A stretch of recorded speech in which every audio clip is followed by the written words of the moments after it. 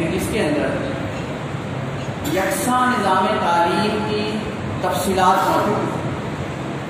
پورے پاکستان کے ہر باشندے کو خصوصاً نو مولود قوم کو یکساں تعلیمی مواقع فراہم کرنا، ایسی تعلیم فراہم کرنا جو انہیں اسلامی جمہوریہ پاکستان کا ایک کارآمد ذمہ دار شہری بنائے. مواقع تعلیم کے یکساں اس کا اویل کرنا، ان کی فیسلٹیز یا سہولیات کو باہم ایک جیسے انداز میں پہنچانا، پھر وہ اسٹف جو کہ پڑھانا ہے اس کے اندر بھی اسلامی جمہوریہ پاکستان کی معاشرتی، معاشی، نفسیاتی اور تعلیمی ضروریات کا خیال رکھنا، حتیٰ کہ باعمل مسلمان جس طرح زندگی گزارتا ہے اس کے لیے تعلیم و تربیت کا اہتمام کرنا. یہ ہمارا دستوری تقاضا ہے. لیکن ہو کیا رہا ہے اس پر ہم آخر میں بات کریں. ایک بات تو طے ہے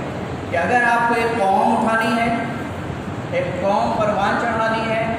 تو ان کے اذہان بھی ایک خاص سانچے سے، ایک خاص پروسیجر سے ممکن ہے، اور وہ ہے یکساں نظام تعلیم. یہاں کئی حوالوں سے، واقعاتی حوالوں سے میں ذکر کرتا رہا ہوں. آج پھر ایک دو مرتبہ چند ایک باتوں کو دہرا دیتا ہوں کہ کتنی اہم یہ بات ہے کہ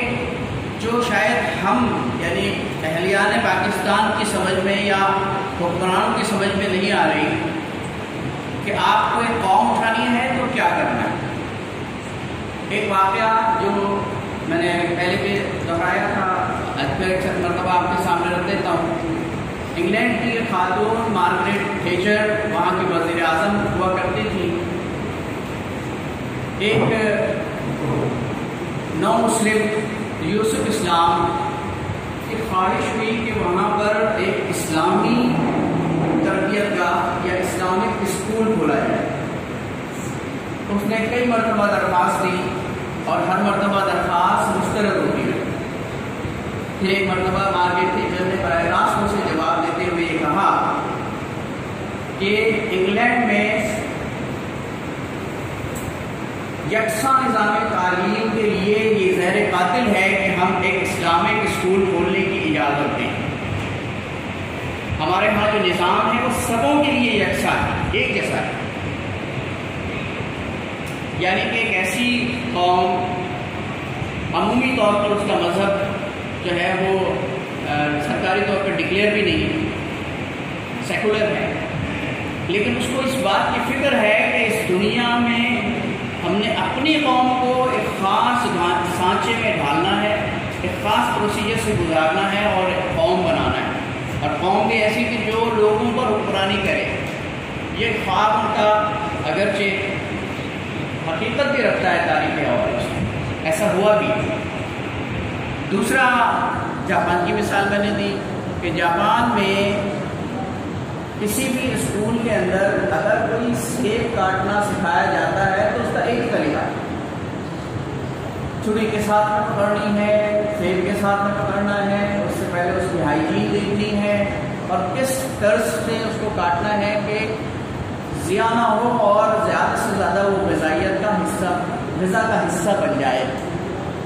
یعنی یہ وہ قومیں ہیں جن کا کہ آخر تک تصور ہی نہیں ہے، اور ہم ہیں جن کا کہ آخرت کا تصور بھی ہے کہ ہم نے اس دنیا کو دارالعمل بنانا ہے، اس دنیا کے ذریعے آخرت کمانی ہے. تو ہمارا یکساں نظام تعلیم یا ہمارا نظام تعلیم کیسا ہو کہ ہم وہ مطلوبہ اہداف حاصل کر سکیں اور ایک ایسی قوم تیار کر سکیں جو اس دنیا کے لیے بھی حسنات کے حصول کی بات ہوئی تھی اور آخرت میں بھی حسنات حاصل کر سکیں. یہ بات اپنی اہمیت کے اعتبار سے اتنی زیادہ اہم ہے کہ دستوری تقاضا بھی ہے دوسرا ہمارا مذہبی تقاضا، دستور تو ہے ہی ہمارا مذہبی، لیکن آپ غور کریں اس کو علیحدہ سے دیکھا جائے تو یہ مذہبی تقاضا بن رہا ہے۔ پھر یہ بات پاکستان کی تاریخ واضح کرتی ہے کہ ہم نے چونکہ تعلیم کے شعبے پر ہمارے حکمرانوں نے وہ توجہ نہیں دی کہ جو کہ دینی چاہیے، جس کے نتیجے میں پاکستان دو لخت ہوا۔ اس میں اساتذہ کے کردار پر پردہ پڑا ہوا ہے کہ اس میں سیکولر، لبرل اور سوشلسٹ مائنڈ رکھنے والے اساتذہ نے کیا کردار ادا کیا، اس پر پڑتا ہے، تاریخ خاموش ہے، لیکن واقعاتی حوالے ہمارے سامنے ہیں کہ اساتذہ نے طلباء کے ذہن میں تفریق پیدا کی، لسانیت کی بنیاد پر بھی اور نظریاتی بنیاد پر، جس کا کہ مقابلہ ہماری قوم اور خصوصاً حکمران نہیں کر سکے۔ یہ بات تو ضمن میں نے یہ تمام چیز سامنے آپ کے بہت ہی مختصر انداز میں رکھتی، لیکن اس وقت جو نصاب تعلیم، یکساں نظام تعلیم کے حوالے سے کھچڑی پک رہی ہے وفاقی گورنمنٹ کے ماتحت، اس کا ایک ریفلیکشن دینا چاہوں گا اور اپنی بات کو ختم کروں گا۔ یکساں نظام تعلیم سے مراد ہم لوگ جو سمجھتے ہیں، جو اب تک ہم نے اپنا لٹریچر پڑھا ہے یا ہم جس چیز کا مطالبہ کرتے ہیں کہ یکساں نظام تعلیم ہوتا کیا ہے، شاید اس کی ضرورت نہیں ہے بتانے کی، لیکن آپ لفظ یکساں سے بہت ساری چیزیں سمجھ جاتے ہیں۔ لیکن گورنمنٹ یا حکمراں اور اس کے جو کارندے ہیں، انہوں نے اس چیز کو مذاق بنایا ہے، گیمکس بنایا ہے، دھوکہ بنایا ہے۔ یکساں نظام تعلیم کا پہلا شوشہ اس وقت چھوڑا گیا کہ جب KPK کے اندر PTI کی گورنمنٹ آئی اور انہوں نے کہا ہم یکساں طور پر تمام بچوں کے نصاب کو ریوائز کریں گے اور اس کا ذریعہ تعلیم انگریزی بنائیں گے، سبوں کے لیے یکساں، یہ ڈیفینیشن انہوں نے نکالی۔ اسی کو دیکھتے ہوئے پنجاب کے وزیر اعلیٰ جو خطاب کا شکار ہیں، انہوں نے پرائمری سے لے کر گریجویشن لیول تک تمام نصابات کو منتقل کرنے کے لیے ذریعہ تعلیم انگریزی قرار دے دیا تھا،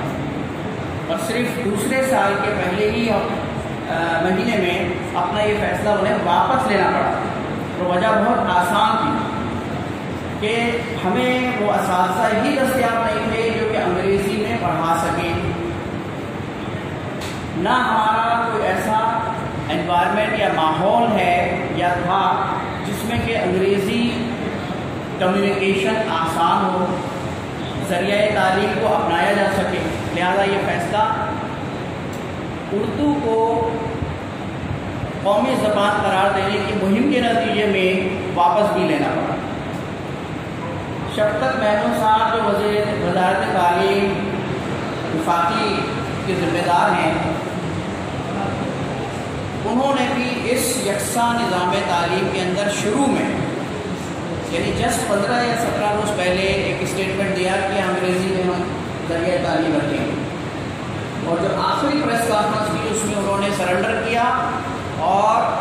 ذریعہ تعلیم پرائمری تک اردو میں رکھنے کا اعلان کر دیا، اور ساتھ ہی 2 دباؤ جو بیکن ہاؤس اور اس سیریز کے جو کہ A لیول، O لیول اور فلاں جو باہر کے نصابات، کیمبرج کے نصابات لے کے چلا کرتے ہیں، ان کے دباؤ پر یہ فیصلے ہوئے کہ بھائی ہم تو اپنے آپ نہیں کر سکتے، ہمارا تو سارا امتحان کا سسٹم جو ہے وہ انگریزوں نے ڈیزائن کیا ہوا ہے اور یہ تو ہم وہاں سے رجسٹر ہیں، لہذا یکساں نظام تعلیم میں یہ دوسرا سرنڈر تھا جو شفقت محمود صاحب نے ذریعہ تعلیم کے حوالے سے کیا۔ پھر نصاب تعلیم کے حوالے سے بھی جو اس کا ایک لازمی جز ہے، اس میں بھی انہوں نے بیک فٹ پہ آئے اور یہ کہا کہ ہم نصاب کے لیے آرم فورسز یا وہ ادارے جو کہ مقتدر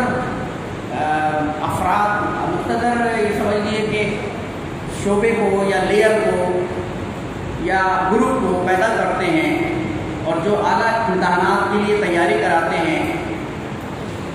ان کے دباؤ پر کہ بھائی ہمارے لیے ممکن نہیں ہے کہ ہم جو ہے وہ نصاب وہ رکھیں جو آپ ڈیزائن کریں. اور یہ بات آپ اچھی طرح سے جانتے ہیں، سینکڑوں کی تعداد میں پرائیویٹ پبلیشرز موجود ہیں. پرائیویٹ اسکول میں پڑھانے والے اساتذہ اور اونرس جانتے ہیں کہ ان کی اپنی ترجیحات ہوتی ہیں. کیریکولم ضرور ایک ہوتا ہے، اس میں لکھا ہوتا ہے کہ یہاں پہ 14 اگست منایا جائے گا، اور 14 اگست کیوں منایا جائے گا، یہ سب چیزیں ہوتی ہیں، لیکن اس کے منانے کا انداز سیرت النبی کا ذکر کیا جائے گا اور مختلف سطحوں پر اس طرح سے کیا جائے گا. یہ واقعات ہوں گے، یہ حوالے ہوں گے، لیکن اس کے اندر وہ عقائد جس کے آگے کمپرومائز نہیں کیا جا سکتا، اور جس میں ختم نبوت صلی اللہ علیہ وسلم یہ لازمی جز ہے، اس پر بھی حملے ہونے شروع ہو گئے. اور ایک خبر آپ لوگوں نے بھی پڑھی ہوگی، میں نے بھی واٹس ایپ پہ شیئر کی تھی کہ پنجاب کے ایک ٹیکسٹ بک بورڈ کے مینیجنگ ڈائریکٹر نے 100 سے زیادہ پبلشرز کی کتابوں کو چھانا، ایک ٹیم بنا کر سنسیئرٹی کے ساتھ اپنی جاب سے بڑھ کر کام کیا، اور اس کے اندر سیرت النبی صلی اللہ علیہ وسلم کے حوالے سے بے پناہ غلطیاں نکالی، جو کہ حوالہ جاتی انداز میں بھی غلط تھی، تاریخی انداز میں بھی غلط تھی، اور عقائد کے لحاظ سے بھی بڑی الارمنگ تھی. نبی محترم صلی اللہ علیہ وسلم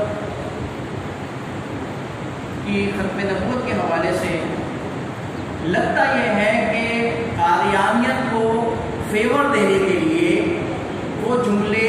جو کہ ہمارے عقائد کو براہ راست ریفائن کرتے ہیں ان کو ایلیمنیٹ کیا گیا. نبی اکرم صلی اللہ علیہ وسلم ایک بہت اچھے انسان، نبی اکرم صلی اللہ علیہ وسلم اللہ کے آخری رسول ہیں، وہ ایلیمنیٹ کر کے اچھے انسان کرتے. اس طرح کے جملے تبدیل ہوئے ہیں. یہ میں حوالہ دے رہا ہوں ٹیکسٹ بک بورڈ پنجاب کے مینیجنگ ڈائریکٹر صاحب کا، جنہیں OSD بنا دیا گیا. اس لیے OSD بنا دیا گیا کہ انہوں نے ان پبلشرز کی کتابوں میں جو کہ بیکن ہاؤس میں الائڈ گروپس کے اندر، اسکول کے اندر اور کیمبرج کے سسٹم کے اندر اسلامیات یا مطالعہ پاکستان یا معاشرتی علوم کے اندر پڑھائی جاتی تھی، اور وہ اتنے پاورفل ہیں کہ ایک ٹیکسٹ بک بورڈ کے مینیجنگ ڈائریکٹر جو کہ میرٹ پر اس سیٹ پر آیا تھا، اس کو OSD بنا دیا، آفیسر آن اسپیشل ڈیوٹی. یہ ایک دیکھ کر چاول کہہ سکتے ہیں. اسی سے اندازہ لگا لیں کہ اس وقت شعبہ تعلیم میں لبرلسٹ، سیکولرسٹ اور لیفٹسٹ یہ مسلسل اس پر کام کر رہے ہیں اور اپنے مطلوبہ اہداف کی طرف بڑھ رہے ہیں. یہ یکساں نظام تعلیم کو بھی اسی طرح سے انجینئر کر رہے ہیں. صاف کہہ دیا شفقت محمود صاحب نے کہ جتنے بھی گورنمنٹ اسکولس، کیمبرج کے سسٹم میں آکسفورڈ سے منسلک امتحانات دینے والے ادارے، یہ ہمارے یکساں نظام اور نصاب تعلیم کی زد میں نہیں آئیں. اس سے ایک مطلب بہت واضح ہے جو آپ سمجھ لینا چاہیے کہ اس کا مطلب یہ ہے کہ وہ مقتدر افراد، گروپ پیدا کرنے والے ادارے علیحدہ ہی ہیں. ہمارے پر حکمراں وہیں سے بن کر بیوروکریٹس کی صورت میں، حکمرانوں اور سیاستدانوں کی صورت میں آتے رہے، اور ہم بھیڑ بکریوں کی طرح نچلے درجے کے شہری بنتے رہیں گے. یہ نصاب تعلیم ہمارے لیے ہے، ان کے لیے نہیں ہے. اگرچہ تعلیمی پالیسی جو فلوٹ کی انہوں نے تقریباً کوئی 1.5 سال پہلے، اور ابھی تک اس کا اپروول کہیں نہیں لیا ہے، اس کے اندر بہت ہی اچھا دیباچہ لکھا گیا ہے کہ بھائی ہماری تعلیم کی 3 بنیادیں تو ہوں گی نظری، اور وہ تعلیم، تزکیہ اور تربیت ہوگا. یہ ہماری پالیسی کے اندر درج ہے، اور یہ یقیناً ہمارے ہی جیسے لوگوں نے جو ایفرٹس کی تھی تنظیم سازہ اور دیگر، اس کے نتیجے میں یہ رواجہ انہوں نے یا جو ہے درج کیا۔ اب اس کی بنیاد پر تمام چیزیں ترتیب دی جانی چاہیے، پالیسی کے مطابق ہوتا ہے نا ان کا۔ لہذا تعلیم، تربیت اور تزکیہ، اس کی ترتیب آگے پیچھے بھی ہو سکتی ہے۔ یہ بہت اچھا لگا کہ چلے بھائی اب شاید ہماری لائن آف ایکشن درست ہو جائے، لیکن آگے جو کام ہوا ہے اس میں بڑی الارمنگ چیزیں آئی ہیں، جس کا کہ میں نے چند دن کا اظہار کر دیا۔ اور ساتھ ہی میں بتا دوں کہ جس طرح اشرافیہ کے اداروں پہ کوئی فرق نہیں پڑے گا، یہ شوکت محمود صاحب کہہ چکے ہیں، اور ساتھ یہ بھی کہہ چکے ہیں کہ اچھا یہ نصاب یا جو یکساں نظام تعلیم کے اندر کے ساتھ جو نصاب ہم لا رہے ہیں وہ سنگل نیشنل کیریکولم کے خوبصورت نام کے ساتھ کہا گیا ہے۔ صوبوں کو یہ اختیار دیا ہے کہ اچھا اس میں آپ قطع و برید کر سکتے ہیں، اس میں اضافہ اور کمی کر سکتے ہیں۔ یہ ان کا تیسرا سیٹ بیک تھا جو بیک فٹ پہ آئے، کہ پہلے تو یہ اعلان کیا خود عمران خان صاحب نے بھی اعلان کیا تھا کہ سنگل نیشنل کیریکولم وہ ڈاکومنٹ ہے جو پورے پاکستان کے تمام بچوں کے لیے، تمام اسٹوڈنٹس کے لیے ہم کرنے جا رہے ہیں۔ یہ خود منہ چڑھا رہا ہے کہ یکساں نظام تعلیم میں بھی آپ بیک فٹ پہ آ گئے کہ ہر کوئی اس کی زد میں نہیں آتا یا اس کے چھتری کے نیچے نہیں آتا، اسی طرح نصاب کے اندر بھی ایسا ہی کر دیا گیا۔ پھر وہ شخص جس کا میں نے ابھی حوالہ دیا کہ اس نے 100 سے زیادہ پبلشرس کی کتابوں کا انالیسس کر کے بتا دیا کہ یہ سب لوگ تعلیم میں اپنی مرضی کی تبدیلی چاہتے ہیں۔ وہ چاہتے ہیں ایسا اسلام ہو کہ جس میں ذکر، اذکار، نمازیں، عبادات کی تو اجازت ہو، لیکن اس نظریے کو اقتدار نہ ملے، یہ نظریہ مقتدر نہ ہو جائے۔ لہذا اس کی ہی تمام تر کوششیں ہو رہی ہیں۔ اب آخری بات اس طرح سے ہے، اس سے پہلے ایک بات ہے کہ ذریعہ تعلیم کے حوالے سے میں اکثر یہ بات بتایا کرتا ہوں کہ کسی بھی ملک کا نام لیں جس نے کہ بہت زیادہ ترقی کی ہو اور اپنی زبان میں نہ کی ہو، کسی غیر کی زبان میں کی ہو، ممکن نہیں ہے۔ نفسیات اللہ کہتے ہیں یہ تو بچوں پر بار ہے، بچے سوچنے کی صلاحیت سے محروم ہو جاتے ہیں جب انہیں کوئی دوسری زبان، مادری زبان کے سے ہٹ کر یا قومی زبان سے ہٹ کر کوئی اور زبان سکھائی جاتی ہے۔ وہ سوچنے کی صلاحیت جو مادری زبان اور یا ماحول کی زبان ہوتی ہے، اس میں جو ترقی اور سوچ اور فکر اور ریسرچ ہو سکتی ہے وہ کسی اور زبان میں ہو نہیں سکتی۔ اس کو سمجھانے کے لیے میں ایک سوال سیدھا سا کرتا ہوں کہ کیا کبھی آپ نے ایسا سنا یا آپ میں سے کسی نے انگریزی زبان میں خواب دیکھنے شروع کر دیے ہو؟ ممکن نہیں ہے۔ ایکسیپشنل ہو سکتا ہے کہ اس نے بہت اچھی انگریزی ڈوب کر سیکھی ہو، شاید اس کی فکر میں وہ انگریزی آ گئی اور وہ خواب بھی نہیں کرتا، لیکن جو لوگ جو قومیں خواب نہیں دیکھتی وہ ترقی بھی نہیں کرتی۔ اور اس کی مثال میں اس ہوائی جہاز کی دیتا ہوں کہ دیکھو یہ پرندے تو کبھی اڑتے بھی دیکھا کرتے تھے حضرت انسان، لیکن آج اس سے کئی گنا زیادہ بڑا جہاز اڑاتے ہیں۔ یہ فکر، تخیل، یہ سب اپنی زبان کے اندر ہی ممکن ہے۔ اور اس کے بعد آخری چیز یہ تھی کہ یہ یکساں نظام تعلیم کا اطلاق کب سے ہوگا؟ نصاب تو اس کو دیا جائے گا وفاق کی طرف سے، وہ کب سے ہوگا؟ تو اعلان تو یہ ہوا تھا مارچ 2020 سے کریں گے، لیکن اس میں بھی انہوں نے 5ویں اسٹیپ پر پیچھے آئے ہیں اور یہ کہا ہے کہ اگلے سال ہم مارچ تک کوشش کریں گے کہ یہ فراہم کر سکیں، جس کی کہ بیک گراؤنڈ میں کوئی تیاری نہیں ہے۔ وفاقی وزارت تعلیم کے اعلیٰ افسر نے آف دا ریکارڈ یہ بات ہمیں ایک بریفنگ میں بتائی، کیونکہ یہ آف دا ریکارڈ اس لیے نام میں نہیں لیتا ہوں صاحب کا۔ انہوں نے کہا کہ بھائی عمران خان صاحب چاہتے ہیں کہ کسی طرح یہاں پر اسلامیات ویسی ہی پڑھائی جائے جس طرح سے ایک قوم کو پڑھایا جاتا ہے، اور اس کے نتیجے میں مسلم قوم تیار ہوگی۔ ہمیں حیرانگی ہوئی کہ اچھا بھائی بہت اچھی بات ہے، یہ ان صاحب کا کہنا تھا، اور وہ چاہتے ہیں کہ ذریعہ تعلیم اردو ہو جائے ہر جگہ، لیکن کچھ ایسے ریزسٹنس ڈالنے والے لوگ موجود ہیں کہ جو اس پر راضی نہیں ہو رہے۔ یہ ان صاحب نے بڑے اس انداز میں کہی کہ بھئی وہ تو بڑے بہیفہ ہیں اس قوم کے اور بڑی ہی ہمدردی رکھتے ہیں، لیکن جو چیزیں سامنے آ رہی ہیں، جو ڈاکومنٹ سامنے آ رہے ہیں، اس میں صاف پتہ چل رہا ہے کہ یہاں پر اسلامک سوچ رکھنے والے، آئیڈیالوجی کے قائل لوگوں کو اس مشاورت میں شامل نہیں کیا جا رہا یا ذرا فاصلے پہ رکھا جا رہا ہے۔ اس کے لیے ترجمان قرآن میں ہمارے سابق رہنما تنظیم اساتذہ پاکستان ملک حسین احمد صاحب کے 2 آرٹیکلس موجود ہیں گزشتہ اس ماہ میں اور گزشتہ ماہ، آپ اس کو ضرور دیکھیں ایک نظر۔ بہت ساری تفصیلات ہیں، وہ تفصیلات پر نہیں جاتا اور یہ بات کو صرف